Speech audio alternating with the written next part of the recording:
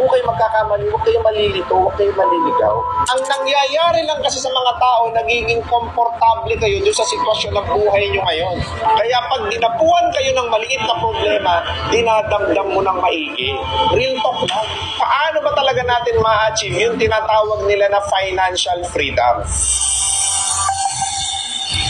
Paano ba talaga natin ma-achieve yung tinatawag nila na financial freedom? Kasi alam nyo ho, maraming mga tao ang talagang inaasam nila yung dalawang bagay na freedom. Time freedom and financial freedom. So pag-uusapan po natin ngayong financial freedom. Ang ibig sabihin po ng financial freedom is kahit hindi ka magtrabaho, kahit wala ka nang gawin, kahit nakatunganga ka na lang, tuloy-tuloy yung pagpasok ng pera sa'yo. Wala kang nagiging problema pagdating sa pera. Wala kang nagiging problema pagdating mo sa mga bills. Wala kang magiging problema pagdating sa mga gastusin sa buhay. And in case of emergency,